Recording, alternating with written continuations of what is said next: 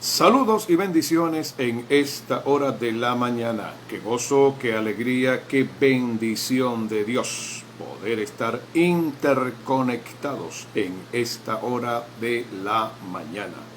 Hoy miércoles 11 de noviembre, 11 del mes 11 del año 20. Es una alegría, es un gozo, es una bendición de Dios para nosotros poder en esta mañana servir la palabra y poder bendecir su vida, poder bendecir su casa, poder bendecir su ministerio y poder ayudarle con herramientas espirituales en su crecimiento y en su avance. Saludos y bendiciones a todos nuestros estudiantes. Esta es la escuela de discipulado de reino, discipulando a las naciones de la tierra. Soy el pastor Elio Franco, transmitiendo en vivo, directo, en tiempo real, desde Venezuela para todas las naciones de la tierra. Así que bienvenido en esta hora de la mañana. Si usted está conectado a nuestra escuela de discipulado, bendecimos su vida y declaramos en el nombre de Jesús que este va a ser un tiempo de empoderamiento, de enseñanza, de formación, de entrenamiento espiritual. Recuerde lo que hemos repetido en muchas oportunidades y en muchas ocasiones. Las oportunidades las aprovechan las personas que han recibido el entrenamiento correcto. Cuando usted ha sido entrenado, enseñado, formado de la manera correcta, usted tendrá una mayor capacidad y un mayor nivel de discernimiento para aprovechar las oportunidades que el Señor presenta en la vida y presenta en el camino. Así que le saludamos, le bendecimos en esta mañana. Saludos a mi amada esposa, fiel oyente y intercediendo constantemente por esta escuela de discipulado. Vamos a preparar nuestro corazón, vamos a preparar nuestra vida, vamos a preparar nuestro espíritu para recibir la palabra de hoy. Hoy vamos a comenzar una nueva serie que hemos titulado Tres fundamentos en la vida de un líder. Tres fundamentos importantes, tres fundamentos determinantes y decisivos en un líder. Estos tres fundamentos que vamos a compartir durante la entrega de estas lecciones le van a servir para ayudar, para definir y para afinar muchas situaciones espirituales en su vida. Esto va a ser como un GPS, como un mapa que usted tiene en la mano, que le va a mostrar la ruta a seguir y la dirección del Espíritu Santo para su vida, para su llamado y para su ministerio. Cuando hablamos de fundamentos, hablamos de principios espirituales de vida. Hablamos de lo que sostiene, hablamos de aquello que tiene la capacidad de poder contener y retener lo que Dios quiere hacer. Cuando hablamos de fundamentos, muchas personas no entienden que no se trata solamente de buenas intenciones. El ministerio no tiene que ver solamente con buenas intenciones. El ministerio no tiene que ver simplemente con actitudes mentales, no tiene que ver con sentimientos, no tiene que ver con tu parte afectiva. El ministerio no tiene que ver con lo que tú sientes o dejas de sentir. He oído a muchas personas durante estos años de ministerio decir expresiones tales como yo siento de Dios o no siento de Dios. Siento hacer esto o no siento hacer lo otro. Le aclaro, mi querido hermano, discípulo, discípula, ministro o líder que está en plena actividad ministerial, que el sentir es un enemigo peligroso en la vida de los discípulos. El sentir es un enemigo peligroso en la vida de un líder. El sentir es un enemigo peligroso en la vida de un ministro. La doctrina del sentir, la doctrina del yo siento, la doctrina de tengo un sentir, es algo que tiene que ver con el alma. Dios no trabaja con el alma, Dios no habla al alma, Dios no ministra al alma. El trato de Dios directo es con el espíritu espíritu del hombre, es con el espíritu renacido, es con el espíritu recreado por el poder de la sangre de Cristo. Si Dios va a hablar a tu vida, lo hará conforme a su palabra, no apelará a tus sentimientos y nunca apelará a tus estados de ánimo. De hecho, debo decir, y lo hemos repetido en esta escuela en varias oportunidades, que cuando tengas un sentir, entre comillas, si se permite la expresión, si tenemos algún nivel de tolerancia con respecto al sentir, no puedes moverte y no puedes dejarte llevar por el sentir a menos que exista un respaldo, una confirmación, una verificación profunda a la luz de la palabra de que realmente Dios te ha hablado, de que realmente Dios te está impulsando, de que realmente Dios te está hablando. Muchos creyentes sienten deseos de hacer cosas para Dios y lamentablemente fracasan, lamentablemente no tienen fruto, lamentablemente no tienen resultado y luego se preguntan en qué fallaron, se preguntan dónde estuvo el error, se preguntan dónde estuvo quizás el punto de quiebre o de inflexión. Dios no trabaja con los sentimientos porque los sentimientos son volubles, son volátiles, los sentimientos son inconstantes, son inflamables.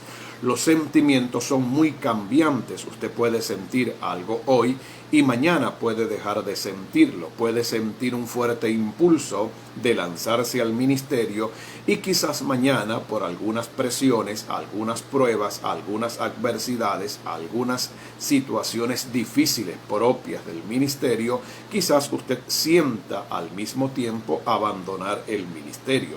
Muchos van al altar de la iglesia a contraer matrimonio, a entrar en el pacto matrimonial, producto del sentir, así como sienten amar a una persona, mañana sienten ya no amarla. Muchos se lanzan a grandes proyectos y empresas por el sentir para luego cambiar de opinión, para luego buscar otras alternativas, para luego estar totalmente desenfocados. Así que damos por hecho, a la luz de la palabra de Dios, que el sentir se va a convertir en un enemigo poderoso.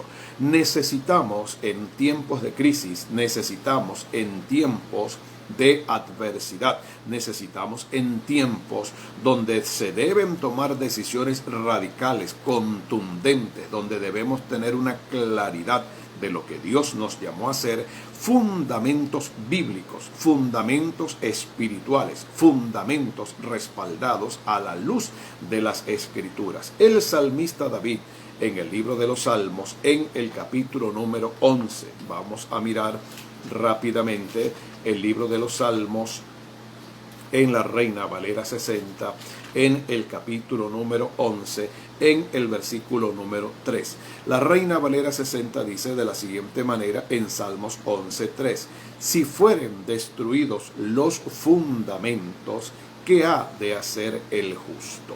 La guerra espiritual en este tiempo, la lucha espiritual que los ministros, que los líderes, que los discípulos y las discípulas estamos teniendo en este tiempo, es una lucha contra los fundamentos de la fe, los fundamentos del ministerio, los fundamentos del llamado, los fundamentos del matrimonio, los fundamentos que le dan solidez, estabilidad, consolidación a nuestra vida, a nuestro llamado y a nuestra relación con Dios. Por eso el salmista David, de manera profética, el salmista David, de una manera anticipada, aclara por el Espíritu Santo: si se destruyen los fundamentos, si se destruyen las bases, si se destruye lo que sostiene el edificio, si se destruye lo que sostiene nuestra vida, lo que le da rigidez, solidez a nuestra vida, entonces, ¿qué va a ocurrir? ¿Qué va a suceder? Vivimos en una sociedad sin fundamentos. Vivimos en una sociedad que lamentablemente ha cambiado los principios y los valores eternos de la palabra de Dios. Vivimos en una sociedad antivalores y la iglesia de alguna manera está siendo bombardeada, la iglesia está siendo de alguna manera penetrada, la iglesia está siendo de alguna manera invadida por estos antivalores que están golpeando los fundamentos de la fe, los fundamentos de la santidad, los fundamentos de la obediencia, los fundamentos de la sujeción, los fundamentos de la integridad, los fundamentos de la fidelidad a Dios. Por lo tanto, usted tiene la obligación como discípulo, usted tiene la obligación como líder, usted tiene la obligación como hombre y mujer de Dios, de constantemente vivir repasando, vivir replanteando, vivir revisando los fundamentos sobre los cuales descansa su fe, descansa su llamado, descansa la visión y descansa la asignación que el Señor le ha entregado. Jesús en el Evangelio de Mateo habló claramente acerca de la importancia de los fundamentos. En el Evangelio de Mateo, en el capítulo número 7, Jesús enseñó algo extraordinario en el famoso Sermón de la Montaña, Mateo capítulo 7, verso 24 en adelante. Cualquiera pues que me oye estas palabras y las hace, le compararé a un hombre prudente que edificó su casa sobre la roca. Descendió lluvia, 1, vinieron ríos, 2, soplaron vientos, 3, y golpearon contra aquella casa, y la casa no cayó. La razón por la cual la casa no cayó es porque la casa estaba fundada sobre la roca. El fundamento era la roca. En su defecto, miremos este otro caso, Mateo capítulo 7, verso número 26. Pero cualquiera que me oye estas palabras y no las hace, a diferencia del primer hombre, le compararé a un hombre insensato que edificó su casa sobre la arena. 1, descendió la lluvia, 2, vinieron los ríos, 3, soplaron los vientos y dieron con ímpetu contra aquella casa y cayó y fue grande su ruina. Así que en este tiempo Dios está levantando una generación con fundamentos que edifican, construyen, revisan, replantean la fundación de la fe, la fundación del llamado, la fundación de nuestro estilo de vida, la manera como debemos conducirnos y la forma como debemos desarrollar y desempeñar el llamado y el ministerio. No se trata de edificar sobre la arena. Jesús dijo que el hombre prudente es el que oye y hace, es el que oye y practica, es el que oye y obedece, es el que oye y ejecuta, es el que escucha la palabra que viene de parte de Dios. Inmediatamente eso se convierte en una praxis, en una práctica para él. El insensato es el que oye la misma palabra, escucha la misma exhortación, recibe el mismo consejo, oye la misma instrucción, pero lamentablemente no la pone en práctica, no la ejecuta. Quiere hacer las cosas como el rey Saúl, quiere hacer las cosas como Sansón, quiere hacer las cosas a su propia forma, a su propia conveniencia, según sus propios intereses, según sus propias conveniencias. Y lamentablemente son los hombres y las mujeres que, aunque tienen grandes llamados y aunque han sido asignados, comisionados y ungidos con grandes ministerios, talentos, habilidades y dones, fracasan tristemente en lo que Dios les ha llamado a hacer.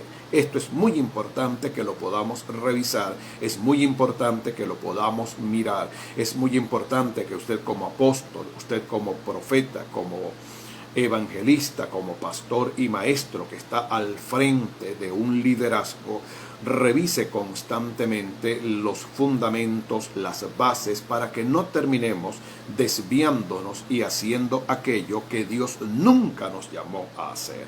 Muchas personas preguntan cuál es el éxito para poder ¿O cuál es la clave para tener éxito en lo que Dios nos llamó a hacer? Simple, sencillo y muy importante. Dios respalda lo que Él nos mandó a hacer. Dios no respalda lo que yo hago a pesar de mis buenas intenciones. Dios respalda única y exclusivamente lo que Él nos llamó a hacer. Por eso, cuando el pueblo de Israel salió de la tierra de Egipto y estaban en el monte Sinaí, ya a punto de entrar a la tierra prometida, la palabra del Señor dice en el libro de Deuteronomio, capítulo número 28, dice de la siguiente manera: acontecerá que si oyeres atentamente la voz de Jehová tu Dios, para guardar y poner por obra todos sus mandamientos que yo te prescribo hoy, también de la misma forma, de la misma manera, ley de reciprocidad, de la misma manera, Jehová tu Dios te exaltará sobre todas las naciones de la tierra, y vendrán sobre ti todas estas bendiciones y te alcanzarán si oyeres la voz de Jehová tu Dios. Así que tengamos muy en cuenta, tengamos muy presente que la forma de poder recibir las bendiciones de Dios es cuando hacemos las cosas conforme al modelo, conforme al diseño, conforme a lo que está establecido en la palabra de Dios.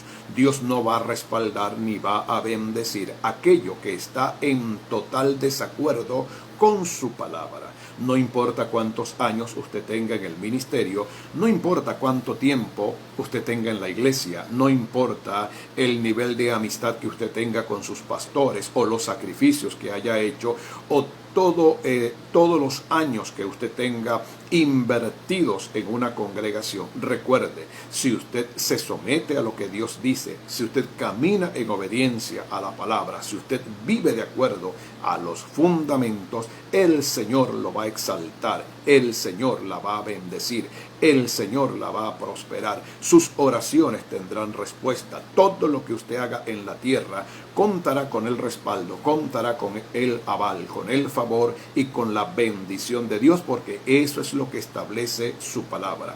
Somos súbditos, somos siervos, somos siervas de un rey.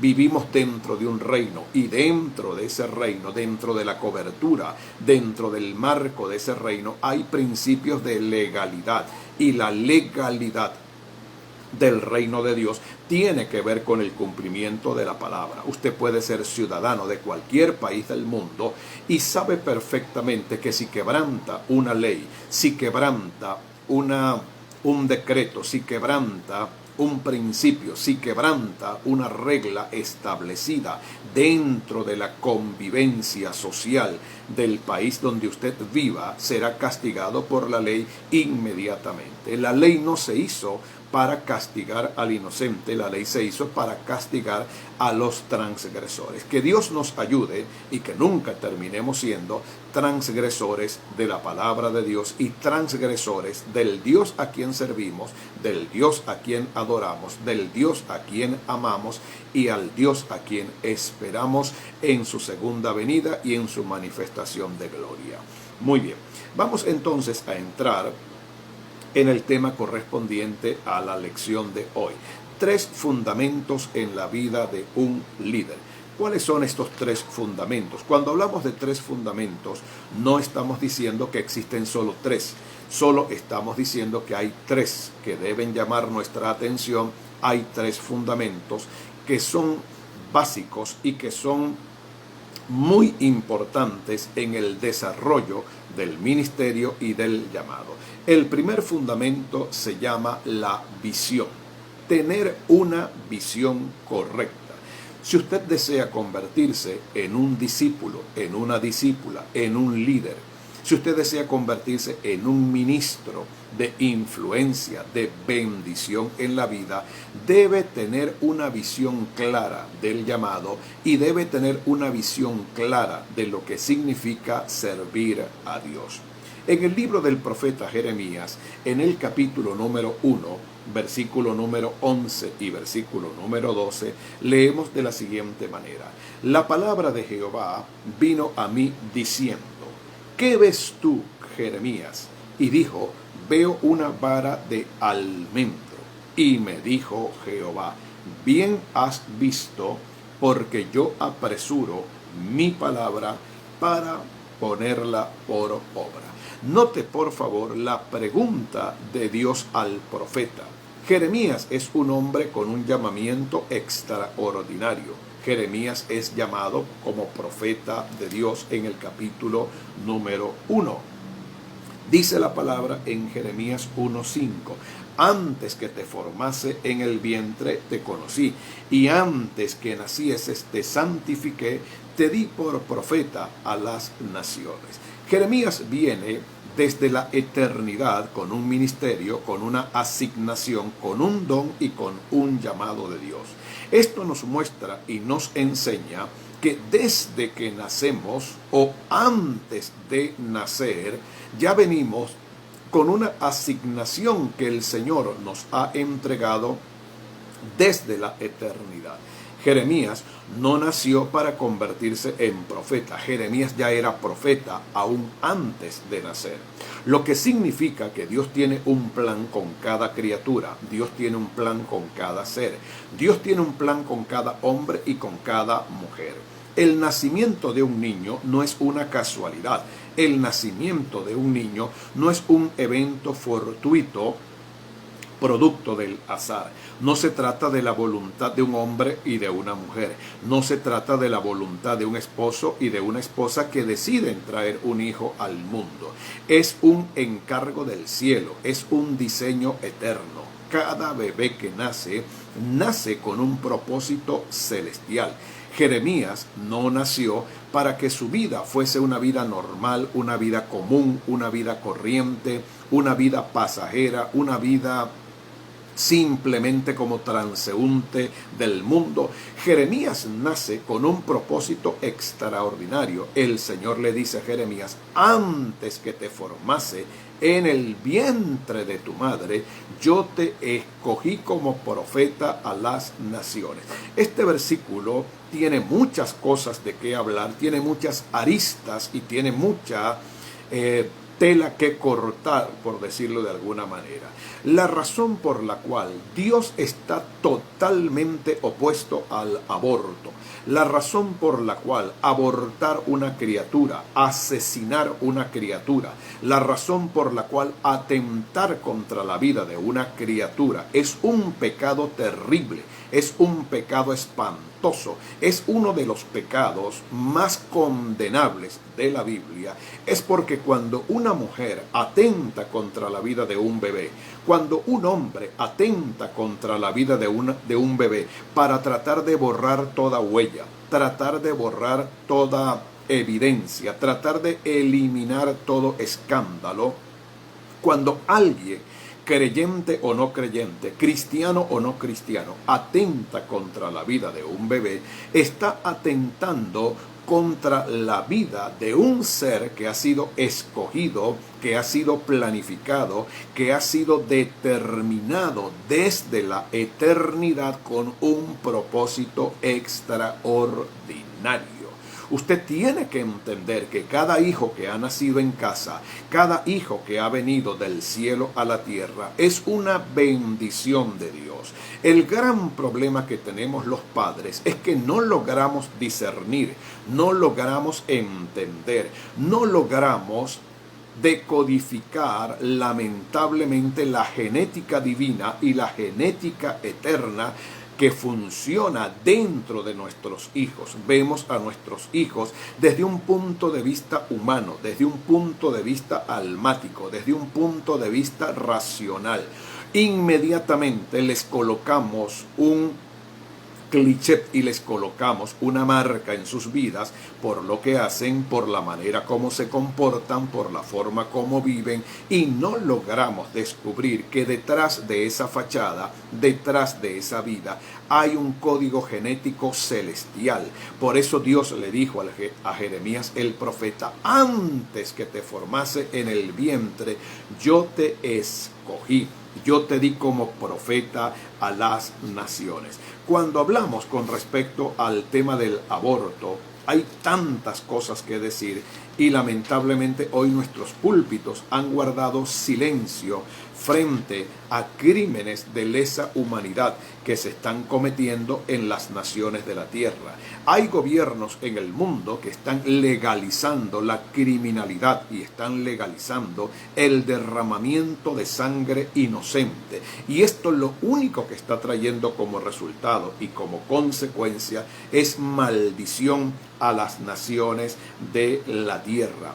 Por lo tanto, debemos tener sumo cuidado y debemos levantar nuestra voz como iglesia en el nombre del Señor Jesucristo. Debemos entender que Dios está totalmente opuesto al aborto. En el libro de los Proverbios, en el capítulo número 6, por favor, vamos a mirar un texto de Proverbios capítulo número 6 y vamos a leer en el versículo 16, Proverbios 6, 16 de la Reina Valera 60.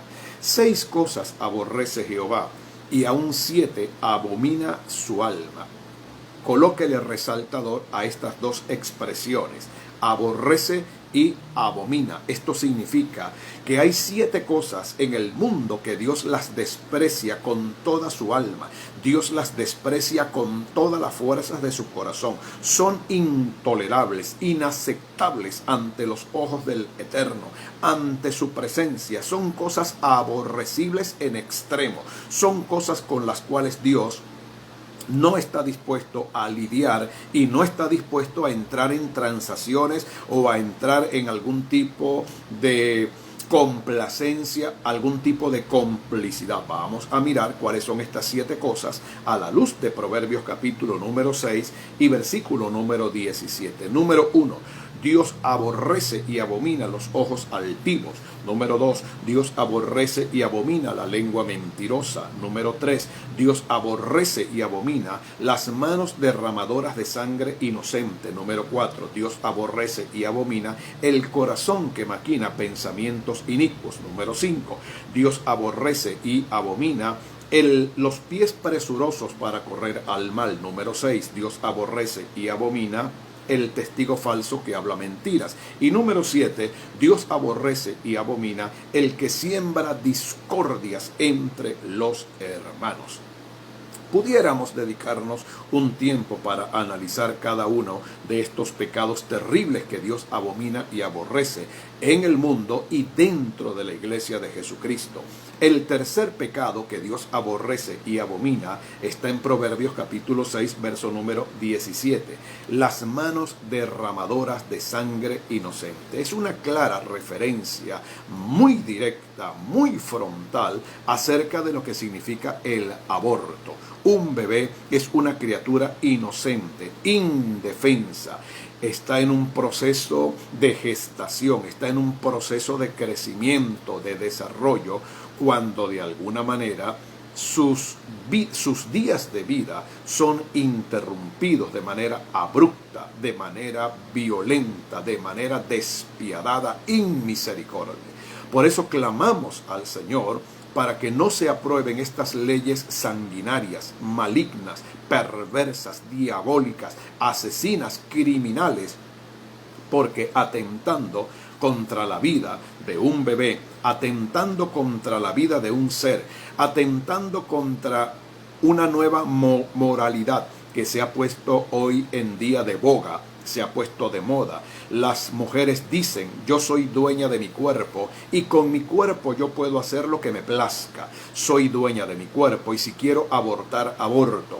Soy dueña de mi cuerpo y puedo decidir si le doy curso a una vida o si decido detener y decido amputar y decido de alguna manera ponerle fin a una vida. Con esa nueva moralidad, los movimientos feministas del mundo, los gobiernos del mundo, los gobiernos complacientes del mundo, los gobiernos tolerantes del mundo, están colocando un cheque en blanco en la mano del movimiento feminista del mundo y en la mano de los proabortistas del mundo. La iglesia no puede permanecer en silencio.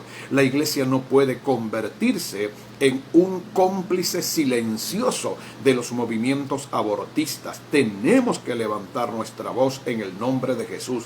Tenemos que proclamar la vida, porque Dios no es un Dios de muerte, Dios es un Dios de vida. En el Evangelio de Juan, en el capítulo número 10, versículo número 10, Jesucristo dijo: el ladrón no viene sino para hurtar, matar y destruir.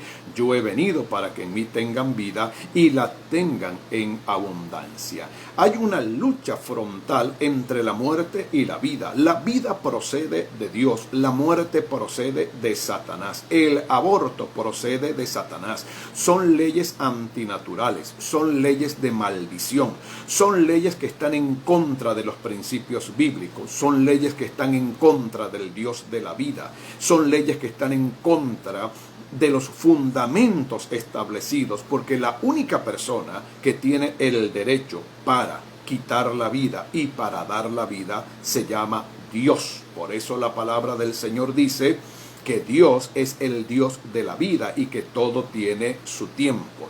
Así que estamos enfrentando como iglesia un reto. No solamente estamos enfrentando el tema del aborto, estamos enfrentando el tema de la eutanasia, que es la disposición que la ciencia médica tiene para ponerle fin, entre comillas, al sufrimiento de un paciente que está atravesando por una enfermedad terminal. Es retirar todo tipo de medicación y todo tipo de ayuda a través de equipos, a través de artefactos, a través de respiradores artificiales. Es decidir quién vive y quién muere. ¿En qué momento Dios le ha entregado al hombre la facultad, la prerrogativa y la autoridad para decidir quién vive y quién muere, si el único que tiene esa facultad es el dador de la vida? Mire usted los retos que tenemos como iglesia, mire usted los retos que tenemos como ministerio, mire usted los retos que tenemos como discípulos y como discípulas del Señor Jesucristo. Causa una gran preocupación hoy en día, causa estupor, dolor ver cómo hoy en día la iglesia ha permanecido silenciosa, la iglesia no quiere alzar su voz. Nuestros púlpitos han dejado de convertirse en un sonido de trompeta, nuestros púlpitos han dejado de convertirse en una voz que clama en el desierto, nuestros púlpitos han dejado de convertirse en el chofar de Dios, han dejado de convertirse en una proclamación profética de la verdad de la palabra. Lamentablemente, nuestras mentes y conciencias han entrado en un estado de adormecimiento, de letargo espiritual que no podemos tolerar en el nombre del Señor Jesucristo. Queremos aprovechar para saludar en esta hora de la mañana a la familia Aponte allá en Paraguay, la Asunción. Saludos y bendiciones a nuestro hermano José Aponte, pastor. Saludos a nuestra hermana Marisol Guerrero de Aponte, pastor, a todos sus hijos, a toda su familia. Saludos a nuestra hermana Yelixa Cordero. Les bendecimos, gracias por estar en sintonía con nosotros. Estamos hablando entonces acerca de 3 fundamentos en el liderazgo.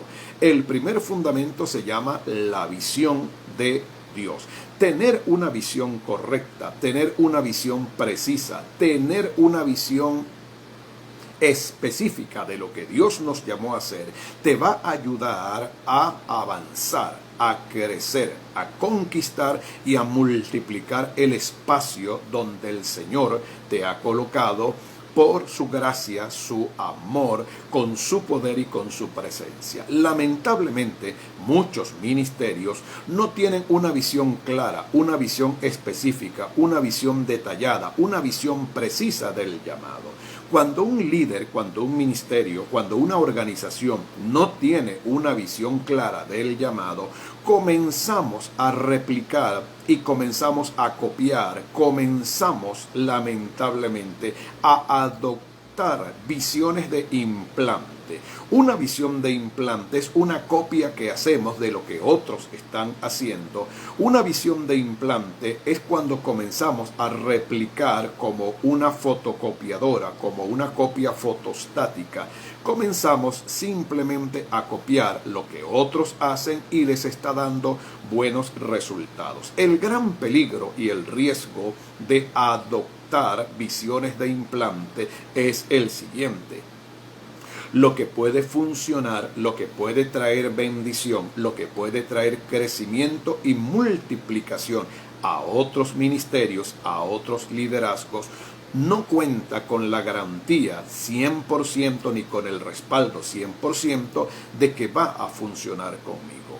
Por eso, cuando Dios llama al profeta Jeremías en el capítulo número 1, Dios le dice a Jeremías: Jeremías, ¿qué ves? Y Jeremías responde en el capítulo 1, versículo 12, veo un árbol de almendro. Y Dios le contesta: bien has visto. Cada ministerio, cada congregación es como una huella digital. Cada congregación que se levanta distinta a otra. Se levanta con una genética diferente a otra. Se levanta con una asignación diferente a otra. Dios no coloca congregaciones y no coloca ministerios por el azar, porque Dios no tiene otra cosa que hacer, porque el Señor es demasiado bueno y Él simplemente quiere que todo el mundo le sirva. No, debemos entender y comprender que cada congregación que es levantada, que es instituida, oficializada por el Señor, tiene una misión y una visión específica. Usted debe entender eso como pastor. Usted tiene que entender eso como ministro. Usted tiene que comprender eso como líder en el nombre de Jesús. Cada congregación nace con una visión original, con un diseño original. Por eso encontramos en la Biblia 27 libros del Nuevo Testamento. Por eso encontramos 14 cartas escritas por la pluma del apóstol Pablo, dirigidas a iglesias distintas, a congregaciones diferentes. Y por eso al final encontramos los últimos sermones de nuestro Señor Jesucristo, predicados ya no en la tierra, predicados desde el tercer cielo, predicados desde la diestra del Padre después de la resurrección. Encontramos sus últimos sermones dirigidos a la iglesia en el libro del Apocalipsis, en el capítulo número 2 y en el capítulo número 3, dirigidos a 7 iglesias diferentes del Asia Menor. Entender esto va a ser realmente para nosotros un desafío. Así que la pregunta que debemos hacernos cuando estamos en un ministerio pastoral, en un ministerio apostólico, profético, evangelístico y de maestro, la pregunta que debemos hacernos es: ¿qué es lo que Dios quiere que hagamos como ministerio? ¿Qué es realmente lo que Dios quiere que hagamos como congregación? ¿Cuál es la necesidad que debemos suplir en medio de nuestra comunidad? ¿Hacia qué dirección nos está llamando el Señor? Y realmente cuáles son los dones, cuáles son los talentos, cuáles son las habilidades y la unción que Dios ha colocado para que podamos ser efectivos, llevemos a cabo la gran comisión, ganemos las almas para Jesucristo y para que la iglesia se convierta en una respuesta de Dios para la comunidad. Hay cosas en las cuales todas las iglesias y todos los ministerios del mundo estamos plenamente de acuerdo. Las cosas básicas en las cuales estamos todas las organizaciones cristianas y todos los ministerios del mundo y todas las iglesias del mundo estamos de acuerdo, es decir, es un denominador común para todas las iglesias, es en cuanto a la salvación de las almas. Id por todo el mundo y predicad el evangelio a toda criatura. El que creyere y fuere bautizado será salvo. No se necesita hacer una discusión teológica de si una iglesia debe o no debe ganar almas. Es la columna vertebral, es la razón de ser de un ministerio. Un ministerio que no está involucrado, un ministerio que no está comprometido, un ministerio que dentro de su agenda no tiene como prioridad ganar almas para Jesucristo, debería evaluar seriamente si tiene un llamado o no tiene un llamado de Dios. Entretener a la gente, entretener a los jóvenes, entretener a las mujeres de la iglesia, vivir con una agenda llena de activismo espiritual, eclesiástico, religioso, no es el llamado prioritario. El llamado es: vayan por todo el mundo y ganen almas. El segundo llamado, que no necesita discusión y que no necesita ningún tipo de estudio teológico, aparece en Mateo capítulo número 28. Jesús dijo: hagan discípulos a todas las naciones. Así que aquí tenemos dos principios básicos, dos principios elementales y los dos llamados más grandes y más importantes para todo ministerio en cualquier parte del mundo.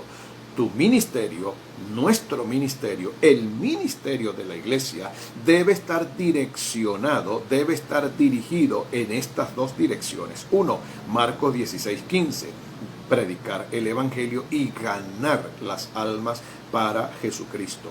Y número dos, una vez que ganamos las almas, una vez que alcanzamos las almas, una vez que dada cualquier tipo de actividad evangelística, logramos en el nombre de Jesucristo traer las almas a los pies del Señor, debemos discipularlas, formarlas, entrenarlas, capacitarlas para que cumplan con el llamado y cumplan con el propósito y cumplan con la asignación y el plan que Dios tiene para su pueblo.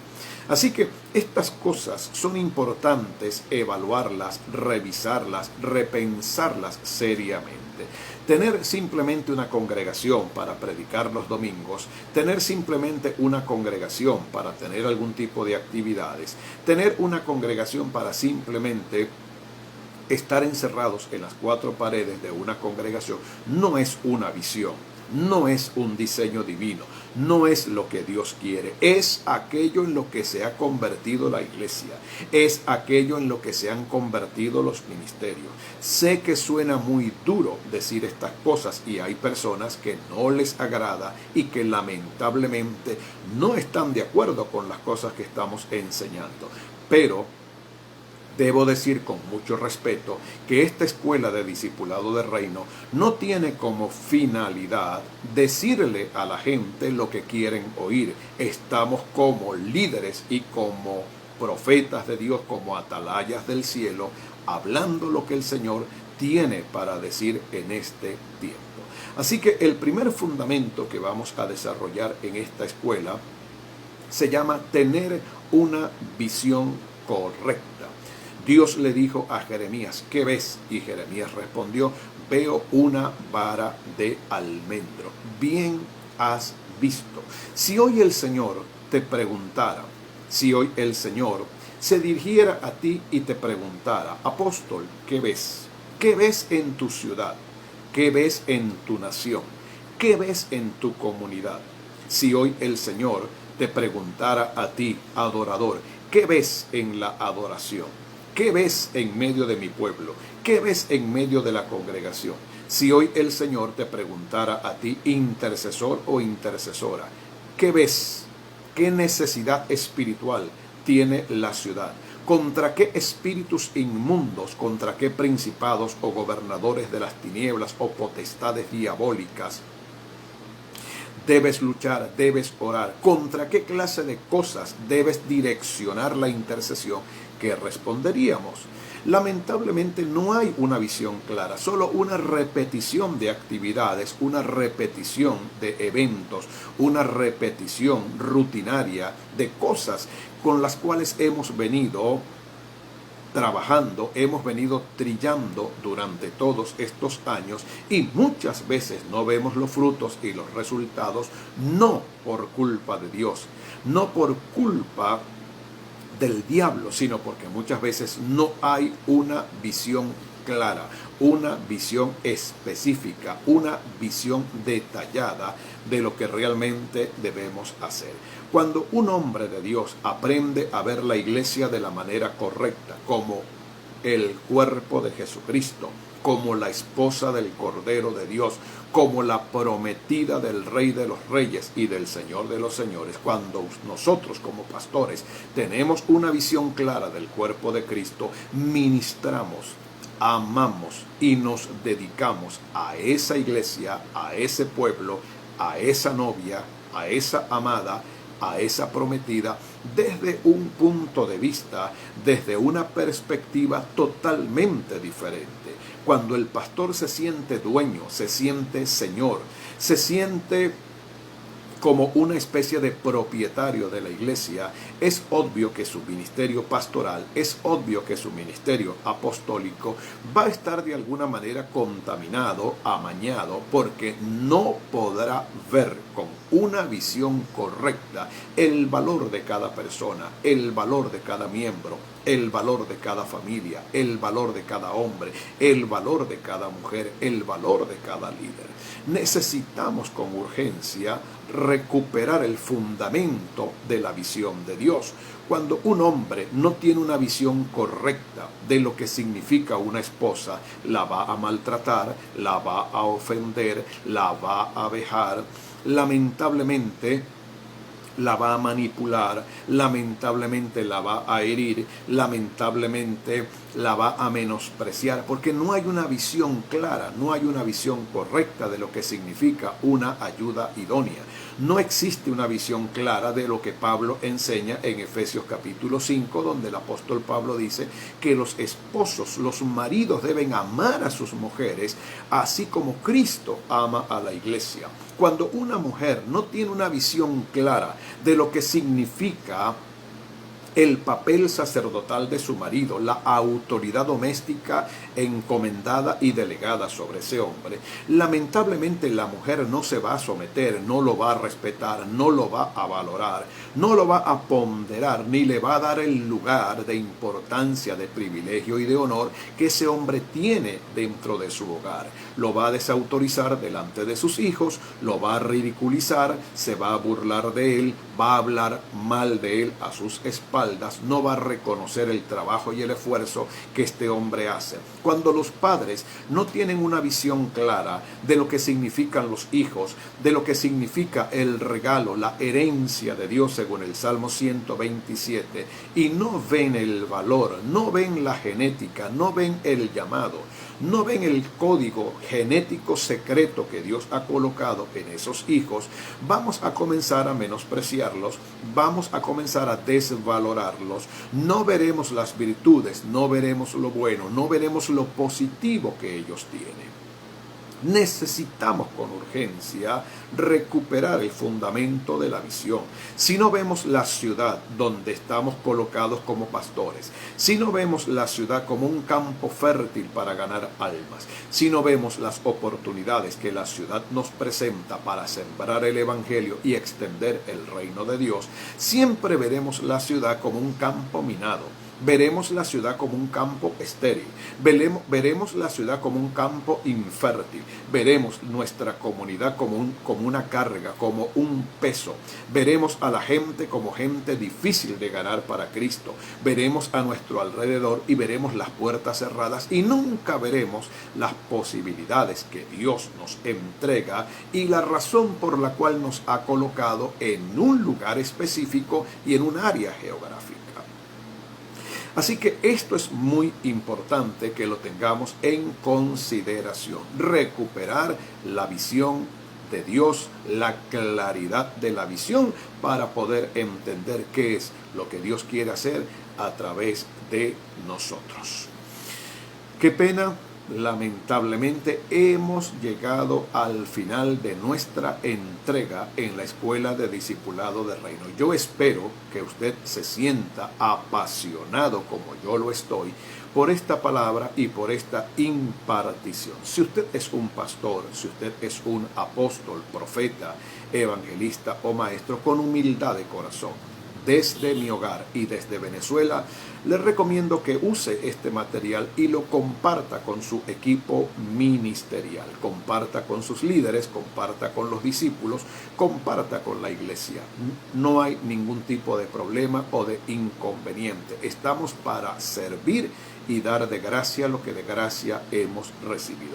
Si usted nos ha sintonizado y se ha conectado con nosotros, bendecimos su vida y su disposición.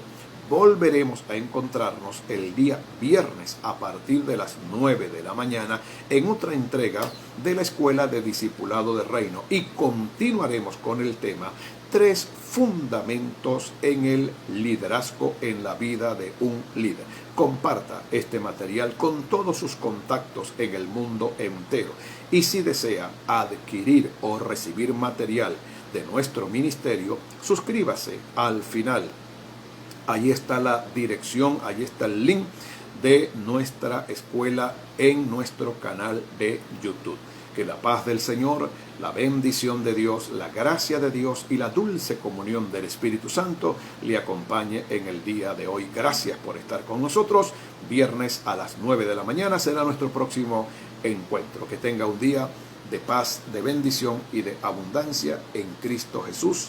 Amén y amén.